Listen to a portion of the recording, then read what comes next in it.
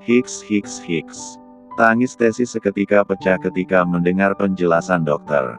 Usi. Bayu langsung merengkuh tubuh kecil gadis itu. Dadanya ikut sesak ketika melihat air matanya yang menetes dengan deras. Zio harus segera menjalani operasi transplantasi tulang sumsum belakang, sambung sang dokter. Lakukan yang terbaik, dok, ucap Bayu. Tapi untuk pengangkatan transplantasi tulang sumsum belakang harus dilakukan oleh ayah kandung Zio. Tesi dan Bayu saling melihat satu sama lain. Ayah kandung, dok. Ulang keduanya kompak. Sang dokter membalas dengan anggukan kepala. Kami harus cepat mengambil tindakan, kalau tidak, sel kanker itu bisa menyebar ke bagian saraf Zio. Jelasnya kemudian. Air mata Tesi semakin luruh dengan deras. Setelah mendengar penjelasan dokter, kedua orang itu berlalu dari ruangan dokter. Bayu memapah tubuh kecil Tesi berjalan menuju ruangan rawat inap Zio yang sudah dipindahkan oleh dokter. Keduanya masuk di dalam sana. Tampak, Zio terpejam erat dengan selang-selang infus yang mengalir di bagian tubuhnya yang lain. Mas. Tak kuat dan tak tahan, lagi-lagi Tesi menangis histeris. Kamu harus kuat demi Zio. Tak bisa Tesi bayangkan bagaimana Zio menahan rasa sakit yang menjalar di tubuhnya. Tidakkah puas selama ini penderitaan yang mereka berdua alami? Kenapa Zio juga harus merasakan sakit yang sama di bagian inci tubuhnya? Tesi bangkit dan berjalan ke arah ranjang Zio. Ia terduduk di kursi samping ranjang putranya itu. Dentingan alat vital monitor jantung bekerja kian cepat, hingga menimbulkan bunyi yang memenuhi ruangan. Zio tidak boleh pergi ninggalin Mami. Mami tidak punya siapa-siapa lagi, selain Zio. Tesi menggenggam tangan Zio dengan erat. Tapi, Mami bingung kemana harus cari ayah kandung Zio. Tesi keluar dari taksi yang dirinya tumpangi. Ia meminta izin pada Bayu untuk pulang mengambil pakaiannya dan Zio. Gadis itu tampak menghela napas dengan berat. Lalu ia melangkah masuk. Nona. Arga langsung menyambut kedatangan nona mudanya itu. Mas. Tesi tersenyum.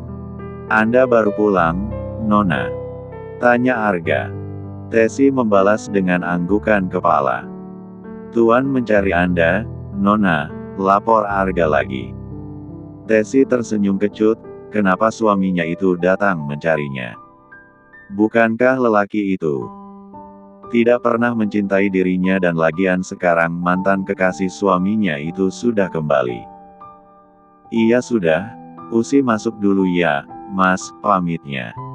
Arga membalas dengan anggukan kepala sembari membungkuk hormat. Ia menatap punggung Tesi yang menjauh sembari menghela napas sangat panjang. Kasihan Anda, Nona. Anda pasti sudah tahu jika Nona Tania kembali. Arga masih ingat saat Tesi keluar dari ruangan Mark dengan keadaan menangis. Pasti gadis itu mendengar dan melihat bahwa suaminya bertemu wanita lain. Sementara Tesi masuk ke dalam kamarnya. Ia akan mengambil beberapa helai pakaian ganti selama ia menginap di rumah sakit untuk menjaga Zio. Dari mana saja kamu? Tanya Mark. Astaga. Tesi berjingkat kaget mendengar pertanyaan suaminya. Kamu pikir saya hantu? Protes Mark. Tesi menghela napas panjang. Usi kira Mas Dracula. Apa kamu bilang? Mark tampak emosi. Hari sudah malam, Mas, kilat Tesi yang seolah tak terjadi apa-apa padanya. Kenapa lama pulang? Tanya Mark. Ia berusaha tenang, padahal dalam hati khawatir dan ia bertanya-tanya apakah Tesi melihat ia bertemu dengan Tania. Tesi hanya tersenyum, tak menjawab apapun. Gadis itu mengambil tas ransel di dalam lemari dan memasukkan beberapa pakaian di dalamnya. Kening Mark mengerut heran melihat tingkah istrinya. Mau kemana kamu? Tanya Mark dengan napas memburu. Apa gadis ini mau pergi meninggalkan dirinya? Beberapa hari ini Uzi izin menginap di tempat teman ia, Mas, ucap Tesi. Ia tidak mau memberitahu suaminya bahwa sekarang Zio berada di rumah sakit. Menginap di rumah teman. Ulang Mark. Mau apa? Sambungnya kemudian. Tesi tak menjawab, ia masih sibuk memasukkan barang-barangnya. Setelah selesai, gadis itu berdiri sembari menatap suaminya yang bingung. Kamu tidak bisa seenaknya menginap di rumah orang. Kamu itu istri saya, kalau banyak orang yang tahu, bagaimana? Mark terlihat marah karena Tesi memilih menginap di tempat lain daripada menemani dirinya malam ini. Tesi menatap suaminya dalam. Apakah Mark tahu bahwa gadis polos itu sudah jatuh cinta padanya? Apakah Mark tahu bahwa Tesi sebenarnya ingin bersama suaminya lebih lama? Namun, lagi-lagi Tesi disadarkan oleh sebuah kenyataan bahwa dia dan Mark hanyalah dua orang yang dipertemukan secara tidak sengaja. Kenapa? Tanya Mark yang heran ketika gadis itu menatapnya. Mas, mari kita bercerai. Dek. Mark tertegun mendengar ucapan sang istri. Ia menatap gadis yang terlihat santai setelah membuat jantungnya hampir berhenti berdetak. Selama ini kita tidak saling mencintai, Mas, ucap Tesi tersenyum menutupi luka yang menganga di dalam sana. Kamu. Mata Mark berkaca-kaca, kenapa rasanya sakit ketika istrinya meminta untuk bercerai. Mas. Tesi menatap Mark sembari tersenyum. Terima kasih sebelumnya sudah menyayangi Uzi dan Zio dengan tulus. Mas orang yang baik, Mas pantas mendapatkan yang terbaik. Tak hanya Mark yang terluka, tetapi juga Tesi. Ia sekuat tenaga menahan dadanya yang terasa sesak. Apa kamu sungguh mau pisah sama saya? Apa saya sangat buruk di mata kamu? Tanya Mark. Tesi menggeleng. Mas tidak buruk. Mas pria yang baik. Lagi-lagi Tesi hanya bisa tersenyum menutupi hatinya yang sakit. Kalau saya baik, kenapa kamu mau pisah sama saya? Tanya Mark lagi. Ia tidak terima Tesi menggugat dirinya cerai. Seharusnya ia yang menggugat istrinya tersebut karena Mark yang membuat surat perjanjian antara mereka. Karena Uzi tidak pantas untuk Mas. Dibandingkan wanita yang dipeluk suaminya itu, Tesi hanyalah gadis kampung dan miskin yang tidak pantas merasakan bahagia seperti yang dirinya rasakan. Mark menggelengkan kepalanya tidak terima. Ia tidak sadar bahwa sikapnya yang tidak tegaslah yang membuat ia kehilangan gadis itu. Kamu sudah janji mau memulai semuanya dengan saya. Lalu kenapa sekarang kamu menyerah? Tanya Mark menatap dalam bola mata istrinya. Mata teduh dan damai yang selalu membuat dirinya bak terhipnotis. Tesi tersenyum kecut. Memang benar ia ingin memulai semuanya dari awal, menerima lelaki ini sebagai suami sahnya bukan suami kontrak. Namun, Tesi disadarkan oleh sebuah kenyataan pahit bahwa ia tidak akan bisa menempati posisi teratas di dalam hati suaminya itu. Ada wanita lain yang lebih dicintai oleh lelaki tersebut. Maaf, Mas, Uzi memilih menyerah. Tesi menangkup kedua tangannya di dada. Sekali lagi terima kasih, Mas. Maaf, jika selama bersama Uzi banyak salah sama Mas dan belum bisa jadi istri yang baik. Tesi segera kembalikan tubuhnya. Ia tidak sanggup melihat wajah lelaki itu. Tunggu. Mark memeluk tubuh sang istri dari belakang. Demi apapun ia tidak sanggup kehilangan Tesi. Seharusnya ia lega dan tenang karena bisa kembali pada Tania dan merajut cinta mereka. Namun, ternyata ia salah. Kehilangan Tesi seperti mimpi buruk yang jadi kenyataan. Saya mohon, jangan pergi. Pintanya. Lelaki itu menenggelamkan kepalanya di cekuk leher sang istri. Mas. Akhirnya air mata Tesi menetes. Mendengar istrinya terisak, sontak Mark melepaskan pelukan gadis itu dan membalikkan tubuh kecil Tesi serta melihat air mata yang membasahi pipi gadis itu. Apa saya menyakiti kamu?" Tangan sontak terlepas dari bahu sang istri. "Maaf," ucapnya kemudian sembari menyeka air matanya dengan kasar. Tesi memalingkan wajahnya. Entah kemana sifat polosnya yang dulu. Kenapa sekarang ia merasa seperti orang dewasa yang sudah memahami rasa sakit? "Usi pergi dulu ya, Mas." Tesi menyalami tangan suaminya dan mengecup punggung tangannya seperti biasa. Gadis itu keluar dari kamar dengan membawa tas ransel miliknya. Sial, air mata terus saja meleleh seolah menjadi saksi bisu kepergiannya. Setelah ini, Tesi benar-benar akan pergi dan tidak akan pernah kembali ke rumah ini dalam keadaan apapun. Keputusan untuk berpisah sepertinya akan menjadi jalan keluar dari masalah yang mereka hadapi selama ini. Bukan Tesi tak sanggup menjalani proses dan ujian rumah tangganya. Namun, jika ia harus bersaing dengan wanita lain, maka Tesi meminta maaf dan memilih menyerah meskipun hati terasa sakit. "Nona," panggil Arga. "Mas." Segera Tesi menyeka air matanya dengan kasar. "Nona, Anda mau kemana?" tanya Arga. Melihat Tesi membawa tas besar. "Usi mau menginap di rumah teman, Mas," jawabnya. "Menginap?" Arga menatap penuh selidik gadis kecil itu. Raut wajah Tesi sedikit berbeda. "Iya, Mas. Ada tugas kuliah," jawabnya asal. "Apa Tuan mengizinkan Anda, Nona?" tanya Arga. Tesi menganggukkan kepala dan mengiyakan pertanyaan Arga. Padahal suaminya itu tidak memberinya izin untuk pergi. "Kalau begitu biar saya antar, Nona," tawar Arga. "Tidak usah, Mas. Usi naik taksi saja," tolak Tesi. "Usi permisi ya, Mas." Tesi melewati Arga sambil membawa tas di punggungnya. Air mata gadis itu menetes perlahan. Ia tidak mau terlihat lemah, tetapi air matanya malah keluar sesuka hati. "Nona," panggil Arga. Langkah Tesi terhenti. Ia tak menikah sama sekali karena takut Arga melihat bahwa dirinya menangis. "Apa Anda melihat Tuan dan Nona Tania hari itu?" Tak ada jawaban. Apakah Arga menyadari bahwa Tesi sudah mengetahui semuanya? Arga mendekati nona mudanya tersebut. "Nona, saya harap Anda jangan salah paham dan jangan pergi dari kehidupan Tuan. Hanya Anda yang bisa menyelamatkan Tuan dari wanita iblis itu."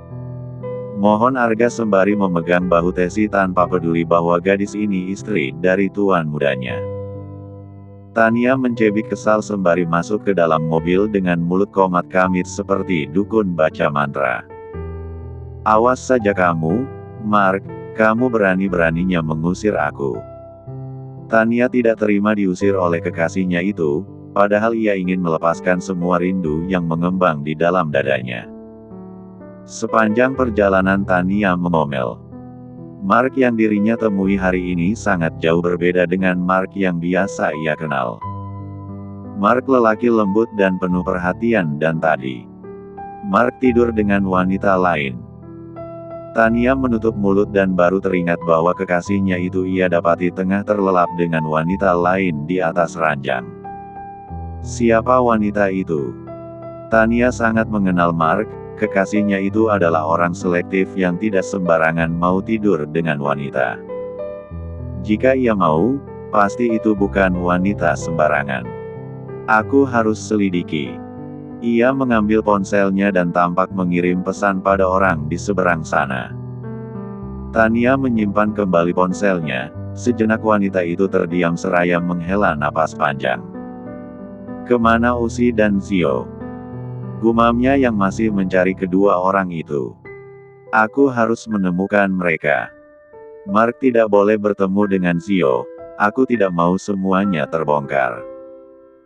Tania menggeleng dan menolak akan apa yang terjadi jika Mark bertemu dengan putra yang dia tinggalkan sejak lahir itu. Hingga taksi tersebut berhenti di depan sebuah rumah mewah bertingkat. Wanita tersebut keluar dari sana dan tersenyum melihat bangunan mewah di depannya. Ia melangkah masuk dengan langkah lebar, para pengawal yang berjaga di sekitaran rumah menyambut kedatangannya. "Akhirnya kamu datang juga, Tania," ujar seorang pria tampan tersenyum menyambut kedatangan wanita itu. Tania duduk dengan angkuh, bibirnya terangkat ketika melihat lelaki tersebut ada di depan matanya.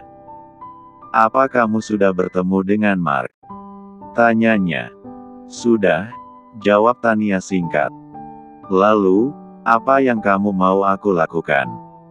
tanyanya menatap lelaki itu. "Tidak ada," sahut lelaki itu menyemburkan asap rokok di atas kepalanya. Ku dengar Mark sudah menikah." "Dek." Tania melihat lelaki itu. "Menikah? Jangan bilang kamu tidak tahu bahwa kekasih kesayanganmu itu sudah menikah." Lelaki itu terkekeh sembari mengejek. Tidak mungkin. Mana mungkin Mark menikah?" Tania menepis kata-kata yang keluar dari mulut lelaki itu. "Dia mencintaiku," sambung Tania lagi. "Memangnya kamu tahu apa yang dia lakukan selama kamu hilang?" Bibirnya tersungging licik. Tania lagi-lagi bungkam, ia langsung teringat dengan wanita yang tidur dengan Mark tadi. Walaupun ia tidak mengenali wajah wanita tersebut, tetapi ia yakin itu yang dimaksud oleh lelaki yang ada di depannya ini. "Mark tidak mungkin menikah. Dia bilang masih mencintaiku."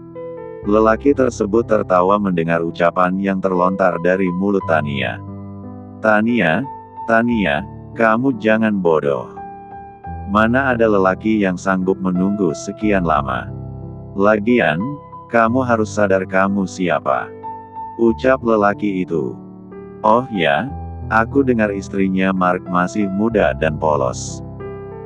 Bagaimana kalau kita bekerja sama saja, kamu bisa kembali bersama dengan Mark dan aku akan mengambil gadis itu dari sisinya."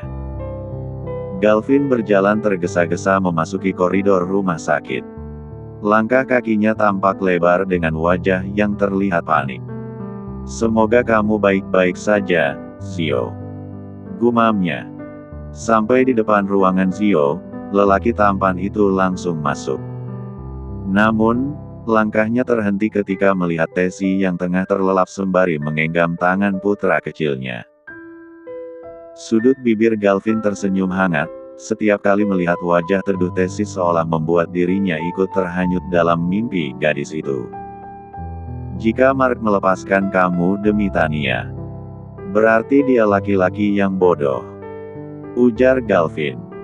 Galvin menutup pintu dengan pelan, lalu melangkah mendekati ibu dan anak itu dengan kaki yang setengah diangkat karena takut suara sepatunya akan meninggalkan bunyi hingga membuat kedua orang itu terbangun. Tesi yang merasakan ada orang, sontak membuka matanya. "Kamu sudah bangun?" tanya Galvin ramah. "Mas." Tesi mengucek matanya dan masih terlihat mengantuk. Galvin duduk di kursi samping ranjang Zio. Pria kecil itu masih terlelap dengan selang-selang yang mengalir di beberapa bagian tubuhnya. Anak kecil itu memang tak terlihat baik-baik saja, wajahnya pucat tak berdarah. Bocah yang biasanya selalu ceria dan membuat orang lain tersenyum karena tingkahnya, kini hanya terbaring tanpa senyuman sedikitpun. "Zio sakit apa?" tanya Galvin. Mata Tesi langsung berkaca-kaca, dadanya kembali terasa sesak ketika mengingat penjelasan dokter tentang penyakit Zio. "Leukemia, Mas," jawab Tesi. "Apa?" Galvin tampak terkejut, bahkan matanya melotot seperti hendak keluar. Kata dokter Zio harus menjalani kemoterapi sebelum pendonoran tulang sumsum belakang. Jelas Tesi seraya menyeka air matanya dengan kasar. Sejak Zio masuk rumah sakit, gadis kecil itu benar-benar cenggeng dan hari-harinya dia habiskan dengan tangis. Hati ibu mana yang tidak akan sakit saat melihat anaknya terbaring tak berdaya di ranjang rumah sakit. Tentu saja ada rasa ketakutan dan kekhawatiran akan kehilangan tersebut. Tulang sumsum belakang. Ulang Galvin. Tesi membalas dengan anggukan kepala dan kembali melihat Zio yang masih terlelap nyaman. Suara alat vital monitor jantung itu masih berbunyi jelas serta menunjukkan kinerja jantung Zio. Usi merasa gagal jadi ibu, Mas. Selama ini Usi terlalu sibuk bekerja sampai-sampai lupa kalau Zio juga butuh perhatian. Padahal Tesi sudah berjanji dalam hidupnya bahwa dia akan menjaga Zio sepenuh jiwa dan raganya. Namun, saat melihat Zio terbaring lemah di ranjang rumah sakit, ada perasaan bersalah yang tersekat di dalam sana. Jangan menyalahkan diri, Usi. Kamu ibu yang baik, jawab Galvin. Tesi hanya tersenyum kecut. Lagi-lagi hatinya teriris sakit melihat Zio yang tak bergerak sama sekali. Anaknya itu masih belum sadar entah tidur atau pingsan, tetapi ia terlihat begitu tenang dan nyaman. Usi, Mas boleh tanya sesuatu? Tanya Galvin. Tanya apa, Mas? Tesi mengusap pipinya yang basah. Kamu tahu, kan kalau untuk pendonoran tulang sumsum belakang hanya bisa dilakukan oleh ayah kandung. Ujar Galvin. Iya, Mas, dokter bilang begitu, jawab Tesi polos. Zio. Apa Mas boleh tahu siapa ayah kandung? Usi. Tiba-tiba Bayu masuk membawa kantong kresek ke dalam ruangan Zio. Mas, sambut Tesi. Sejenak langkah Bayu terhenti. Dia baru menyadari kehadiran Galvin, sontak saja raut wajahnya berubah. Begitu juga dengan Galvin yang tak suka pada Bayu. Kedua pria itu sama-sama tidak saling menyukai karena suka pada gadis yang sama. Mas bawa makanan buat kamu, makanlah. Bayu menyerahkan kantong tersebut. Wah, terima kasih, Mas. Usi lapar banget. Seru Tesi dengan wajah sumringah. Kalau begitu ayo cepat makan, sebelum dingin, suruh Bayu terkekeh seraya mengusap kepala gadis yang pendeknya hanya sampai dada itu. Iya, Mas. Bayu dan Galvin duduk di sofa ruang rawat inap Zio. Keduanya sibuk melihat Tesi yang makan dengan lahap. Gadis sederhana itu telah berhasil membuat dia pria tampan saling berebutan. Bukan dua, tetapi tiga dengan Mark yang masih gengsi mengakui perasaannya.